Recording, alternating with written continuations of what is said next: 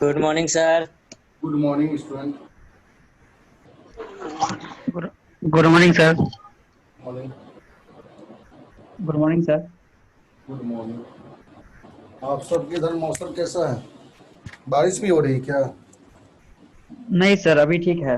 अभी बारिश नहीं हो रही है। बादल घिरा हुआ है।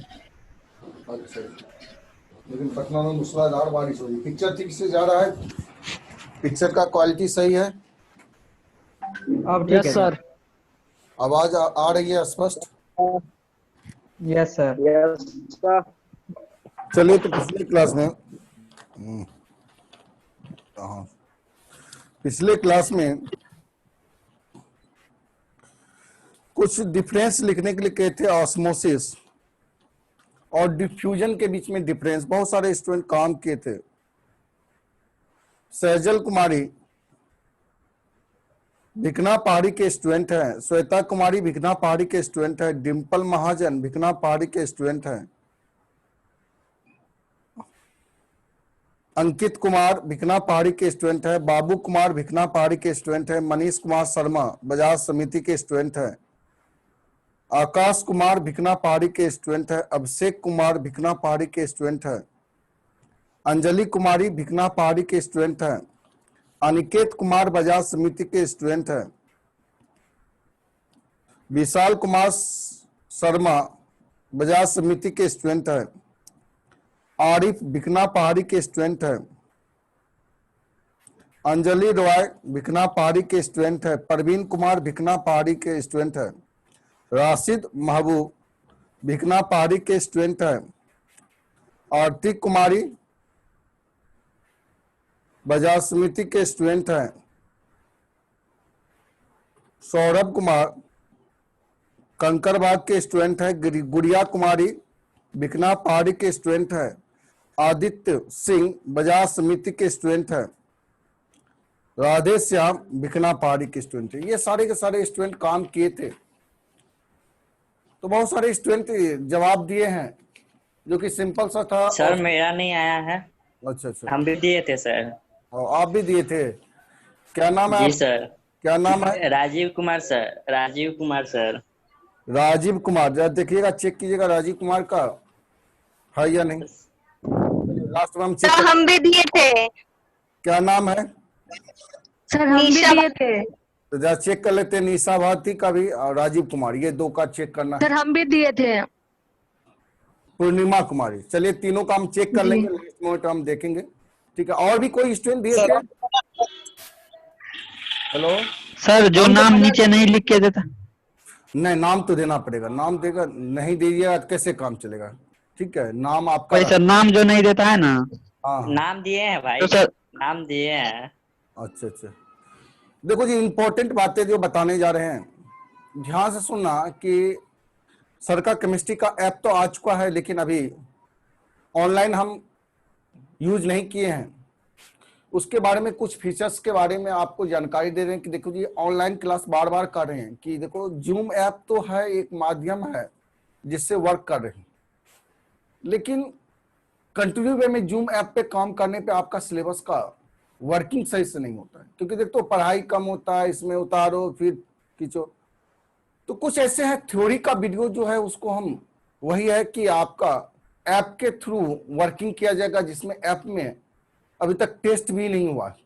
क्यूज टेस्ट जैसे कुछ क्वेश्चन है, जैसे आज ऑस्मोटिक प्रेशर पढ़ा है पिछले क्लास में, तो उसका कंप्यूटर सेक्शन का कुछ क्वेश्चन है, उस क्वेश्चन को क्विज टेस्ट में हम रख देंगे। कुछ जैसे जो भी चैप्टर हम पढ़ा रहे, उस चैप्टर का जो भी क्लास आज लिए हैं, उस क्लास के अकॉर्डिंग जो भी सवाल है, उस सवाल को टेस्ट में 10 ही क्वेश्चन हो क्विज टेस्ट में, देखते हैं उसमें कितने स्टूडेंट काम करते हैं। उस सारे स्टूडेंट का लिस्ट तैयार करेंगे। यानी सप्ताह में जो है आपका 2 से 3 दिन ऑनलाइन क्लास होगा। ऑनलाइन में भी स्पेशल ऑनलाइन क्लास होगा 2 से 3 दिन, और बाकी सब जो है आपका वो ऐप के थ्रू वर्किंग होता है, जिसमें आपका सवाल जवाब होगा ऐप के थ्रू। जो भी थ्योरी पोर्शन है, सारे थ्योरी पोर्शन को वर्क किया जाएगा। तो वो ऐप आ चुका है हमारे पास, उसमें कुछ कुछ खामियां था, इसलिए उसको रोके हैं। उसको कह के उसको दुरुस्त कीजिए, तभी हम लॉन्च करेंगे उसको। तो देखिए आज शाम तक में वो कहा कि लॉन्च हो जाएगा सर, सारी खामियां को हम दूर करेंगे और आगे भी जो भी खामियां हैं जो स्टूडेंट के द्वारा प्रॉब्लम होगा उस प्रॉब्लम को भी हम दूर करेंगे। तो बहुत जल्दी ऐप पे हम काम करना स्टार्ट करेंगे। पहले भी बोल चुके हैं कि देखो जी ऐप के थ्रू ही वर्किंग होगा। चलिए पिछले क्लास में ऑस्मोटिक प्रेशर के बारे में बात किए थे। क्या पिछले क्लास के ऑस्मोसिस और ऑस्मोटिक प्रेशर के बारे में बात कर रहे थे, टर्मिनोलॉजी पे वर्क कर रहे थे। टर्मिनोलॉजी में शायद आपको आइसोटोनिक सॉल्यूशन के बारे में बताए थे कि वैसा सॉल्यूशन जिसका ऑस्मोटिक प्रेशर सेम होता है उस सॉल्यूशन को हम कहते हैं आइसोटोनिक सॉल्यूशन। वैसा सॉल्यूशन जिसका ऑस्मोटिक प्रेशर सेम होता है उस सॉल्यूशन को कौन सा सॉल्यूशन कहते हैं, आइसोटोनिक। और आइसोटोनिक के लिए कंडीशन दिए थे कि पाई 1 बराबर पाई 2, अगर टेम्परेचर सेम है और नॉन इलेक्ट्रोलाइट है तो C1 बराबर C2। टेम्परेचर सेम है और इलेक्ट्रोलाइट है तो I1C1 बराबर I2C2। तो ये कंडीशन था आइसोटोनिक सॉल्यूशन का। चलिए आज के क्लास में काम करेंगे।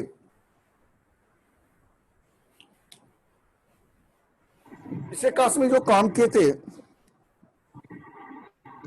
टर्मिनोलॉजी के बारे में बात कर रहे हैं।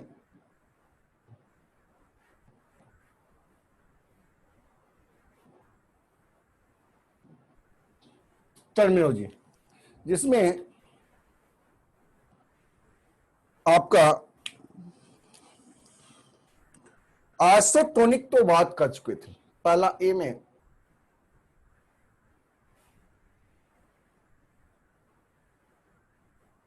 Isotonic solution.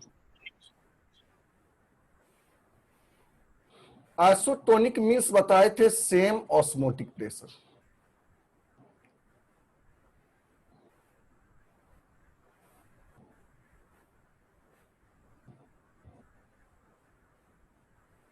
अगर ऑस्मोटिक प्रेशर सेम होगा तो उस सॉल्यूशन को हम कहेंगे आइसोटोनिक सॉल्यूशन। आज के क्लास में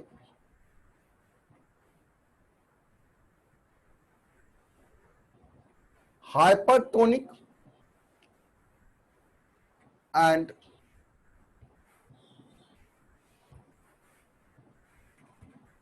हाइपोटोनिक सॉल्यूशन।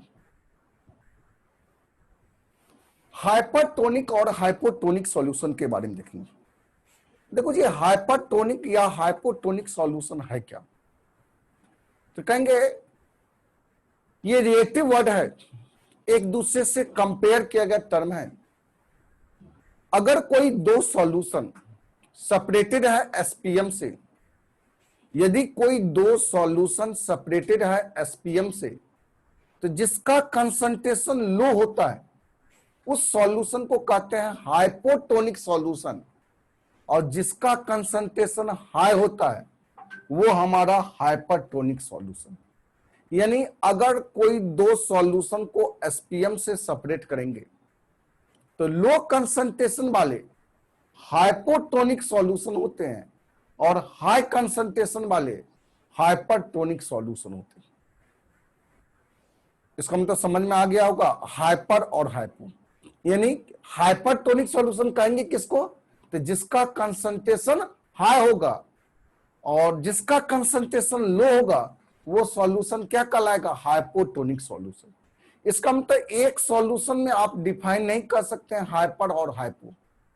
जब भी हाइपर और हाइपोटोनिक सॉल्यूशन को डिफाइन करना है तो उसके लिए कोई दो सॉल्यूशन लेना पड़ेगा और दोनों का कंसंट्रेशन डिफरेंट होनी चाहिए।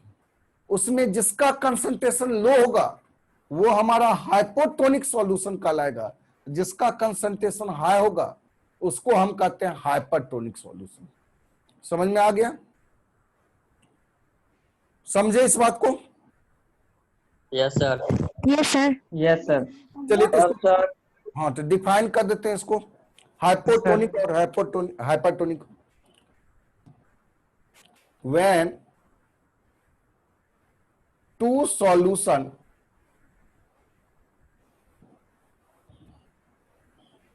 are separated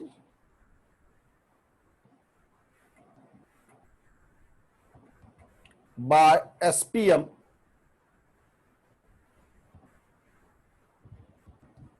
then low concentration of solution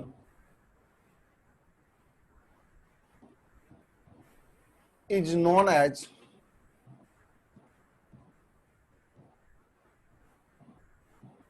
hypotonic solution, and high concentration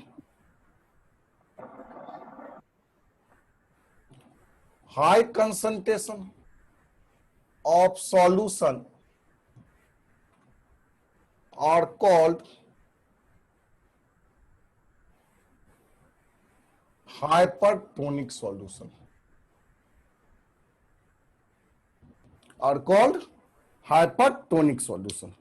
लो वाले को हाइपोटोनिक और हाई वाले को क्या कहते हैं, हाइपरटोनिक।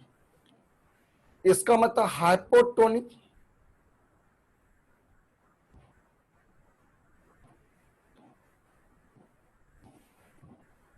हाइपोटोनिक सॉल्यूशन में लो कंसंट्रेशन होगा,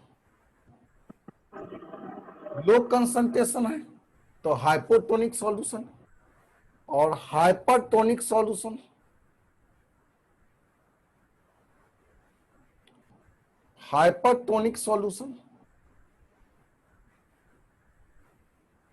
high concentration.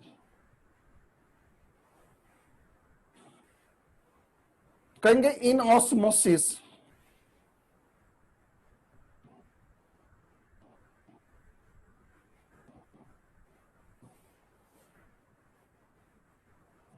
flow of solvent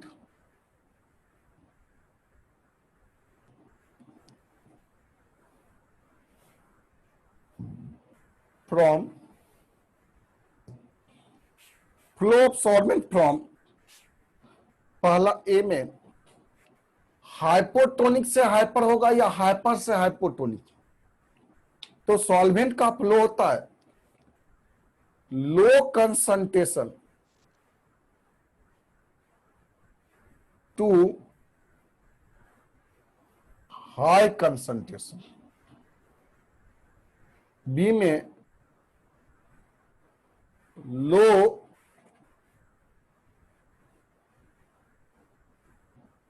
osmotic pressure या ओपी शॉर्ट फॉर्म को, low osmotic pressure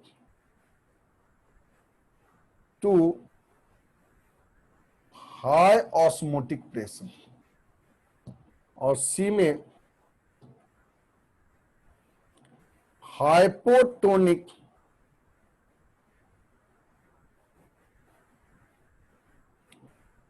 solution to hypertonic solution. तो यही घटना होता है तीन केस।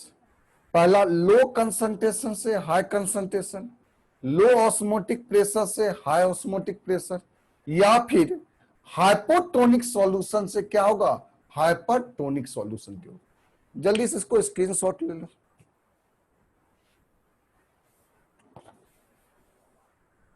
हो गया सर। हो गया। इसमें कुछ हो गया सर। इसमें कुछ सवाल सर ये हाँ बोलिए। यस सर, ये एसपीएम क्या होता है सर? एसपीएम पिछले क्लास में बताए थे, semi permeable membrane. Semi permeable membrane. नहीं, एसपीएम वैसा मेम्ब्रेन यस सर। जिससे सॉल्वेंट पार्टिकल का फ्लो होता है लेकिन सॉल्यूट पार्टिकल का फ्लो नहीं होता। उस मेम्ब्रेन को कहेंगे सेमी परमेबल मेम्ब्रेन। और उसका बेस्ट एग्जांपल है कि आपके शरीर का त्वचा का ऊपरी लेयर जो होता है वो एसपीएम से बना होता है। हमारे शरीर का ऊपरी लेयर जो होता है, स्किन का जो ऊपरी लेयर है वो है एसपीएम, जबकि प्लांट के ऊपरी लेयर जो होता है वो कहलाता है सेल वॉल। तो ये तो पढ़े होंगे 9th 10th में। चलिए तो समझा दीजिए सर। हाँ अभी ज्वाइन हुए हैं सर, नेटवर्क प्रॉब्लम था। अच्छा, नेटवर्क प्रॉब्लम था। एक बार फिर से हम रिपीट कर देते हैं इस बात को, क्योंकि नेटवर्क प्रॉब्लम है और यही सब को दूर करने के लिए ऐप के बारे में वर्क कर रहे हैं जी, ऐप का। क्योंकि कहीं न कहीं इससे बहुत ज्यादा फार बेटर होगा ऐप। और आप सब भी जो कॉन्शियस स्टूडेंट है वो ऐप पे काम करेंगे ही, और ऐप के सहारा से ही सारे स्टूडेंट का वर्किंग होगा। देखो आज शाम तक में लॉन्च करता है, तब उसके बाद देखा जाए कितने स्टूडेंट अपना है, कितने स्टूडेंट पढ़ाए हैं, क्या ऐप पे स्टूडेंट वर्क कर पा रहे हैं या नहीं, हमारे लिए कितने सक्सेस होंगे। चलिए जा एक बार फिर से रिवीजन कर दें। देखो जी, टर्मिनोलॉजी के बारे में काम कर रहे थे। टर्मिनोलॉजी में isotonic solution, isotonic solution means होता है सेम ऑस्मोटिक प्रेशर। जिसका ऑस्मोटिक प्रेशर सेम हो उस सॉल्यूशन को कहेंगे आइसोटोनिक सॉल्यूशन। बी नंबर में हाइपरटोनिक सॉल्यूशन और हाइपोटोनिक सॉल्यूशन के बारे में बात करते हैं। तो हाइपरटोनिक और हाइपोटोनिक सॉल्यूशन है क्या, तो कहेंगे अगर कोई दो सॉल्यूशन को एसपीएम से सेपरेट किया जाता है, यदि कोई दो सॉल्यूशन को एसपीएम से सेपरेट करेंगे तो जिसका कंसंट्रेशन लो होता है वो सॉल्यूशन कहलाता है हाइपोटोनिक सॉल्यूशन, और जिसका कंसंट्रेशन हाई होता है वो हमारा हाइपरटोनिक सॉल्यूशन। तो बस याद रखना, हाइपोटोनिक सॉल्यूशन लो कंसंट्रेशन वाले और हाइपरटोनिक सॉल्यूशन हाई कंसंट्रेशन वाले। अब ऑस्मोसिस में सॉल्वेंट पार्टिकल का फ्लो कहां से कहां होता है, तो from low concentration to high concentration, low osmotic pressure to high osmotic pressure, या हाइपोटोनिक सॉल्यूशन से हाइपरटोनिक सॉल्यूशन। अब ये हाइपो और हाइपर जो है कंपैरेटिवली वर्ड है। हाइपो और हाइपर ये एक तरह का रिलेटिव वर्ड है जिसके बारे में काम करेंगे। ऑस्मोटिक प्रेशर का 19 नंबर क्वेश्चन स्क्रीनशॉट ले लीजिए। चलिए तो हाइपो और हाइपर के बारे में बेस्ट एग्जांपल अगर हाइपो और हाइपर के बारे में बात किया जाए तो कहेंगे कि अगर आपका कोई डेड बॉडी है उसको फ्रेश वाटर में पॉन्ड हो गया, लेक हो गया, यानी नदी तालाब में अगर उसको डेड बॉडी को डुबाते हैं, फेंक दिया जाता है, तो कुछ समय के बाद डेड बॉडी क्या होता है, स्वेल कर जाता है। आखिर क्यों, तो ये ऑस्मोसिस की घटना होती है। डेड बॉडी का स्वेल करना दैट मींस ऑस्मोसिस की घटना होती है। उस केस में डेड बॉडी जो है वो हमारा हाइपरटोनिक सॉल्यूशन है और फ्रेश वाटर जो होता है वो हाइपोटोनिक सॉल्यूशन है। तो जब भी ऑस्मोसिस होता है हाइपोटोनिक से हाइपरटोनिक, इसलिए फ्रेश वाटर का इंटर होने लगता है किसमें, डेड बॉडी के अंदर, जिसके कारण डेड बॉडी क्या होता है, स्वेल हो जाता है। देखते हैं कि सिंगल चेचिस जाएगा, उधर से आता है ट्रिपल चेचिस स्वेलिंग के कारण। अगर उसी डेड बॉडी को सी वाटर में फेंका जाए, डाल दिया जाए, तो वहां पे क्या होता है कि वहां पर सिंकिंग का केस होता है। इसका मतलब डेड बॉडी वहां हाइपोटोनिक सॉल्यूशन है और सी वाटर जो है हाइपरटोनिक सॉल्यूशन है। इसलिए डेड बॉडी से जितने भी वाटर हैं वो सारे वाटर को बाहर निकालेगा, जिसके कारण डेड बॉडी सिंक कर जाएगा। इसका मतलब कि अगर डेड बॉडी से वाटर बाहर निकाल दिया जाए तब उस डेड बॉडी को सलाएंगे गलाएंगे तो वही आपका जीवाश्म होता है जिसको हम पेट्रोल कहते हैं। या फिर दूसरा एग्जांपल देखो, हाइपर और हाइपोटोनिक सॉल्यूशन। कपड़ा आप साफ किए होंगे, देखिएगा कि अक्सर कपड़े में आप हाथ डालते हैं, धुआते हैं, कुछ समय के बाद जो है आपका त्वचा जो होता है वो श्रिंक कर जाता है। इसका मतलब क्या है कि हमारा जो बॉडी है जिस सॉल्यूशन में डाले हैं, सर्फ के सॉल्यूशन में अगर हथेली को डाले हैं तो हमारा बॉडी जो है हाइपोटोनिक सॉल्यूशन है, और वो जो आपका सॉल्यूशन है सर्फ का सॉल्यूशन वो हाइपरटोनिक सॉल्यूशन है। इसलिए हमारे बॉडी से वाटर धीरे धीरे क्या होता है, बाहर निकल जाता है, जिसके कारण त्वचा क्या होता है, श्रिंक कर जाता है। ऐसा होता है कि नहीं, बोलो सर। हाँ सर होता है सर। होता है। और सदा के लिए ये रहता है कि फिर स्वेल हो जाता है, फिर नॉर्मल आ जाता है, क्योंकि फिर से वाटर हम लेते हैं बॉडी में, फिर से वो क्या होता है, नॉर्मल हो जाता है। तो ये एग्जांपल होता है हाइपर और हाइपो का। हमारी समझ से आपको समझ में आ गया होगा हाइपर और हाइपो के बारे में। क्या इसमें अभी भी कंफ्यूजन है? No sir. No sir. चलिए हाँ सर। अगला देखते हैं, टर्मिनोलॉजी के बारे में बात करेंगे। ये तो हाइपर और हाइपोटोनिक सॉल्यूशन के बारे में बात की। अगला आता है एक्सोऑस्मोसिस और इंडोऑस्मोसिस। चलिए तो अगला टॉपिक देखते हैं सी में।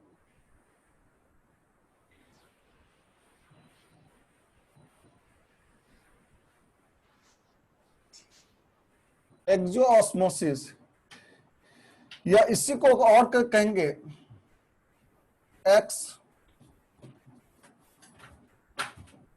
X osmosis. इसी को और क्या कहेंगे? एक्स ऑस्मोसिस, एक्सोऑस्मोसिस, या इसी का दूसरा नाम क्या होता है? X osmosis. एक्स ऑस्मोसिस है क्या? तो कहेंगे यदि मेम्ब्रेन से बाहर वाटर का फ्लो हो, मेम्ब्रेन से वाटर का फ्लो बाहर से, आउटसाइड मेम्ब्रेन अगर वाटर का फ्लो हो तो उसको कहते हैं एक्सोऑस्मोसिस। इसका मतलब क्या कि flow of solvent particle outside the membrane, membrane से बाहर अगर फ्लो होता है सॉल्वेंट पार्टिकल का तो उसको कहते हैं एक्सोऑस्मोसिस। और एक्सोऑस्मोसिस के कारण आपका सेल जो होता है वो श्रिंक कर जाता है। सेल क्या होता है? श्रिंक कर जाता है। जब वाटर मॉलिक्यूल बाहर निकलेगा तो वो क्या करेगा? श्रिंक कर जाएगा, इसलिए इसको कहते हैं एक्सोऑस्मोसिस। चलिए एक बार फिर से मीटिंग में जुड़ जाना है, अभी है समय, नहीं और भी है कुछ ले रहे हैं। चलिए तो एक्सोऑस्मोसिस के बारे में लिखेंगे। When flow of solvent particle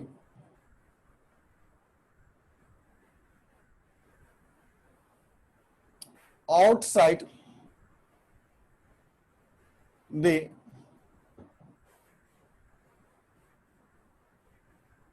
membrane, then it is called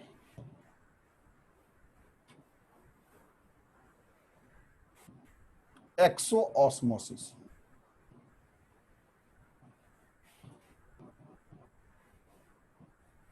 दूसरा कहेंगे ड्यूरिंग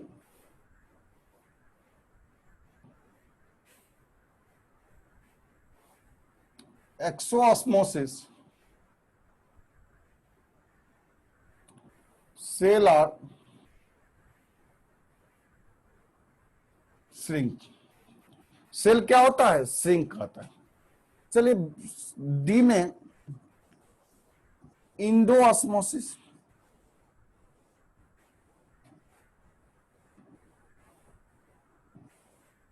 या इसी को कहेंगे इंडोऑस्मोसिस।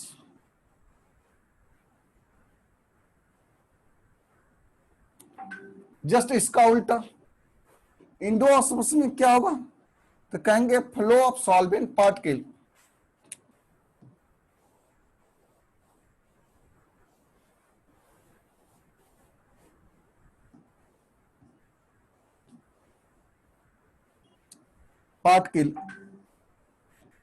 inside the membrane। मेम्ब्रेन के अंदर अगर सॉल्वेंट पार्टिकल का फ्लो होगा तो उसको हम क्या कहेंगे? इंडोऑस्मोसिस।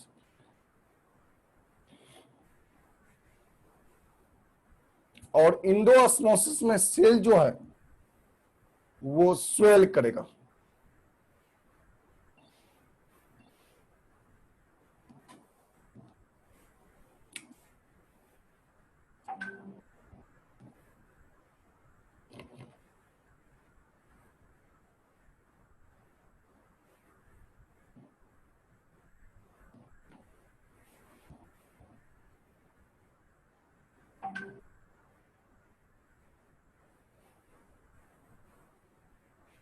स्वेल।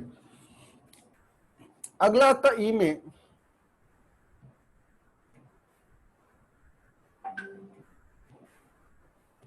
प्लाज्मोलाइसिस। प्लाज्मोलाइसिस है क्या?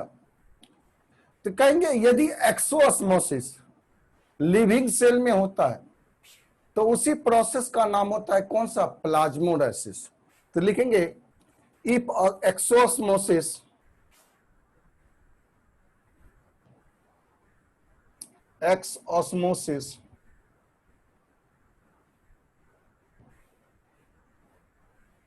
take place in a living cell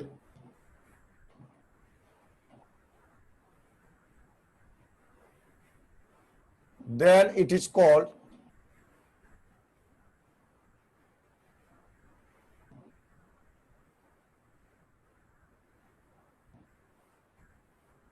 plasmolysis. Plasmolysis के बारे में लिविंग सेल में अगर एक्सोस्मोसिस होता है तो उसी घटना का नाम क्या होता है? प्लाज्मोलाइसिस। और प्लाज्मोलाइसिस का बेस्ट एग्जांपल है, देखिएगा अक्सर अर्थवर्म अगर मूव कर रहा है उसके ऊपर नमक डाल दो, क्या होगा?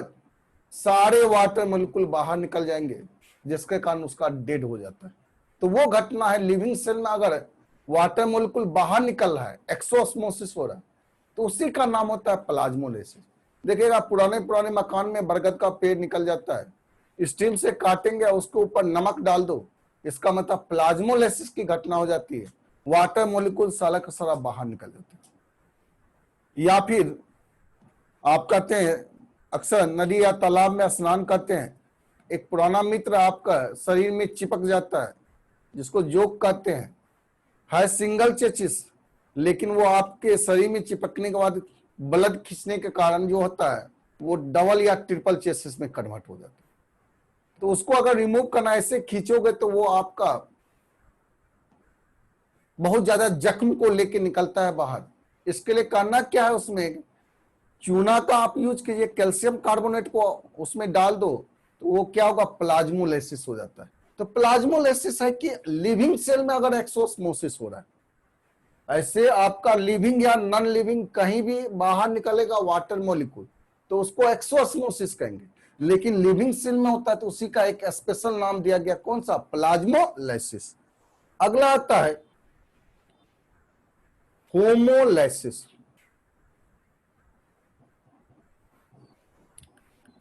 या और करके रिवर्स ऑस्मोसिस। होमोलाइसिस या और करके रिवर्स ऑस्मोसिस। होमोलाइसिस या रिवर्स ऑस्मोसिस है क्या? तो कहेंगे यदि सॉल्वेंट पार्टिकल का फ्लो, यदि सॉल्वेंट पार्टिकल का फ्लो जस्ट अपोजिट डायरेक्शन में हो, यानी एक्सटर्नल प्रेशर अप्लाइड करके अगर सॉल्वेंट पार्टिकल का फ्लो अपोजिट डायरेक्शन में कर देंगे, यानी ये होमोलाइसिस जो घटना होती है वो नॉन स्पॉन्टेनियस होती है, और ऑस्मोसिस जो होता है वो स्पॉन्टेनियस घटना होती है। बाहर से एक्सटर्नल प्रेशर अप्लाइड करके अगर सॉल्वेंट पार्टिकल का फ्लो अपोजिट डायरेक्शन में कर देंगे तो उसी को कहते हैं रिवर्स ऑस्मोसिस या इसी को कहते हैं होमोलाइसिस। तो होमोलाइसिस को डिफाइन करेंगे, when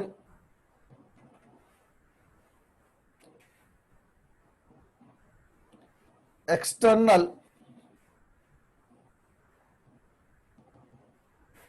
applied pressure is greater than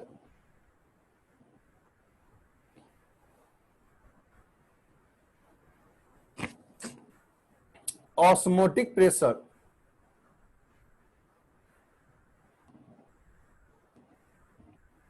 greater than osmotic pressure,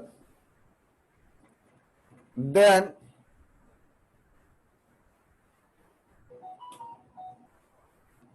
flow of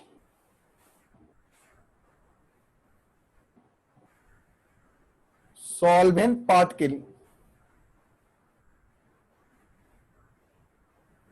in opposite direction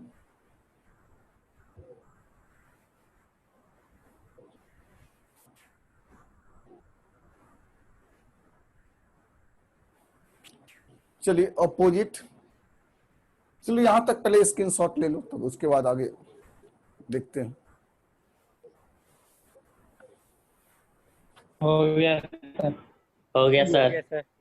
हो गया सर। सारे स्टूडेंट का हो गया?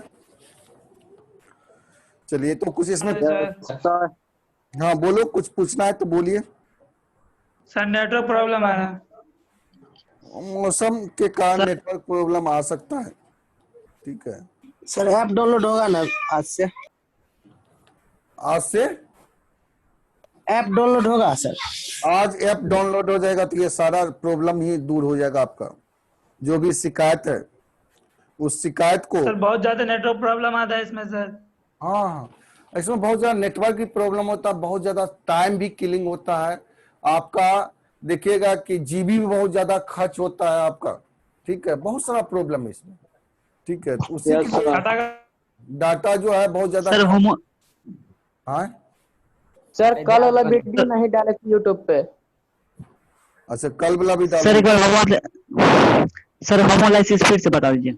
ठीक है, बताते हैं। 32 15 26।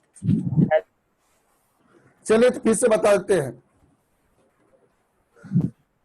कि होमोलाइसिस है। होमोलाइसिस तो अभी कंप्लीट कहाँ किए हैं, पहले इसको मिटा दें। ये तो हो चुका है। Yes Yes, sir. sir. Yes sir. Yes, sir. Yes, sir. Yes, sir.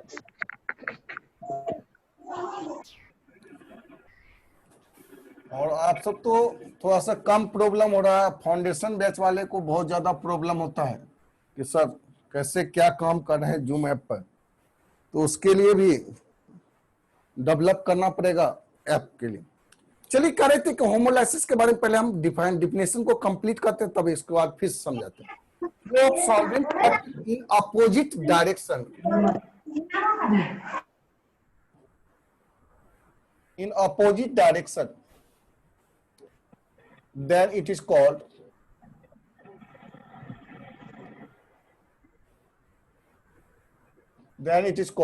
homolysis.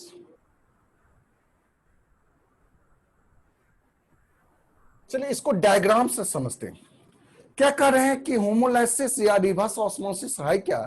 तो when external applied pressure is greater than osmotic pressure, अगर ऑस्मोटिक प्रेशर से ज्यादा हो जाए अप्लाइड प्रेशर का मान, then flow of solvent particle in opposite direction. और solvent particle का फ्लो क्या होता है? अपोजिट डायरेक्शन में। इसी प्रोसेस का नाम क्या होता है? होमोलाइसिस होता है। या ऐसे लिखो, this process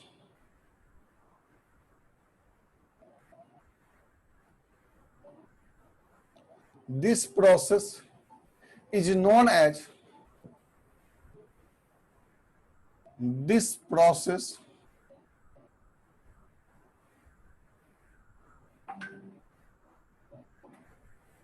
known as homolysis. चलिए डायग्राम से इसको स्पष्ट करते हैं। होमोलाइसिस है क्या? इसका डायग्राम एनसीईआरटी में भी दिया गया है।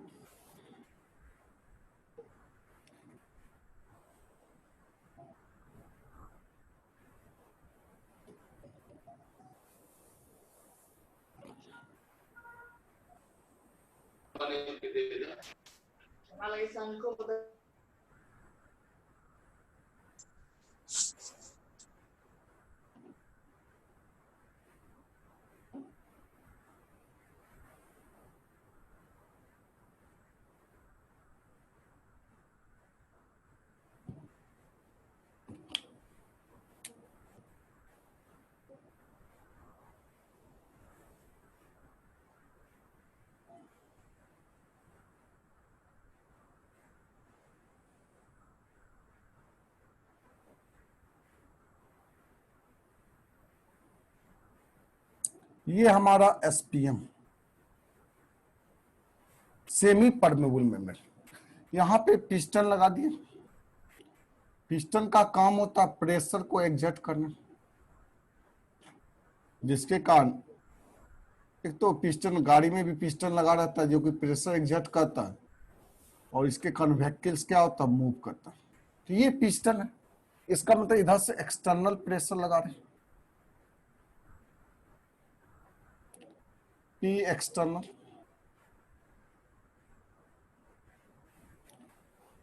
चलो P ext, P external, external pressure.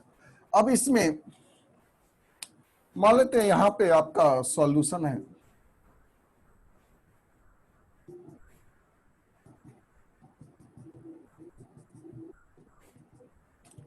इसको मानते हैं सी वाटर,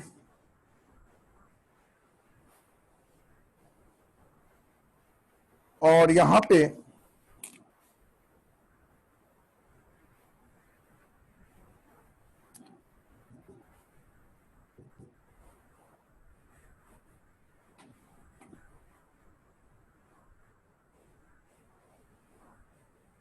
फ्रेश वाटर,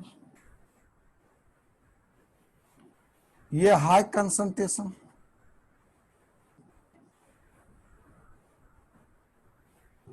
इसका लो कंसंट्रेशन।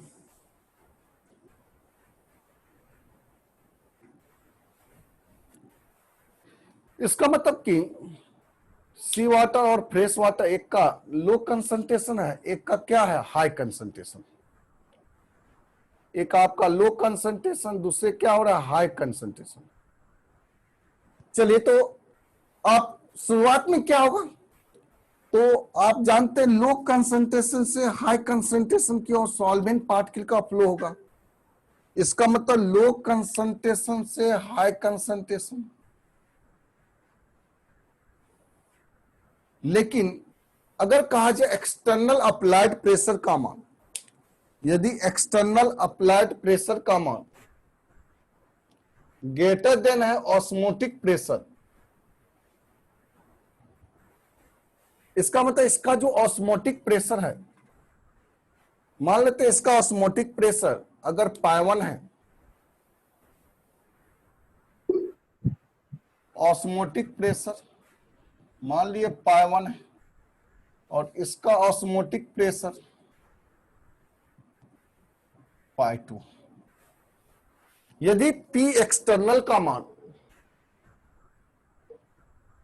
ग्रेटर देन हो पाई1, पाई1 ग्रेटर देन होता है किससे, पाई2।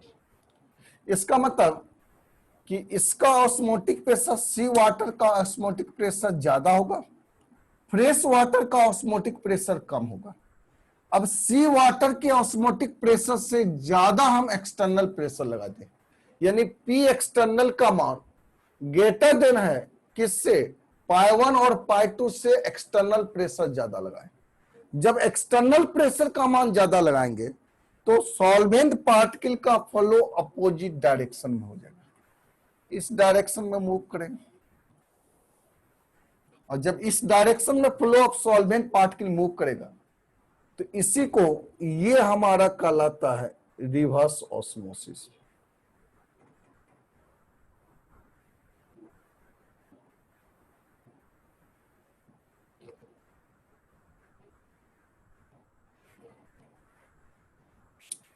और यहां पर जो फ्लो हो रहा है सॉल्वेंट पार्टिकल का,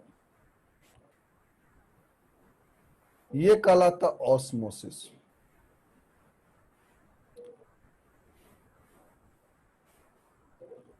आरओ का नाम सुने हो, आरओ का, yes sir. Kent yes sir. Kent RO, Pureit RO sir. हाँ, आरओ का Yes, फुल sir. फॉर्म क्या होता है, आरओ पानी को साफ करने के लिए आरओ यूज करते हैं जी, कैंट आरओ, आरओ का फुल रिवर्स ऑस्मोसिस। हाँ, रिवर्स। Reverse osmosis. इसका मतलब वही रिवर्स ऑस्मोसिस। आरओ जो है हमारा क्या है, रिवर्स ऑस्मोसिस है। आरओ का जो यूज करते हैं जिसमें डर्टी वाटर फ्रेश वाटर में कन्वर्ट करते हैं, तो वही रिवर्स ऑस्मोसिस के द्वारा। समझ में आ गया रिवर्स ऑस्मोसिस क्या है? Yes sir. Yes sir. चलिए, आरओ का नाम सुने होंगे तो इसलिए आपको माइंड में है कि रिवर्स ऑस्मोसिस ही होता है आरओ में, जिसमें डर्टी वाटर से हम क्या करते हैं, फ्रेश वाटर का फॉर्मेशन करते हैं। अब जब को अगर सी वाटर से साल्ट को बाहर निकालेंगे तो फ्रेश वाटर बन जाता है। सी वाटर है, उससे अगर साल्ट को बाहर निकाल दो तो कौन सा वाटर में कन्वर्ट होगा, फ्रेश वाटर में। और सी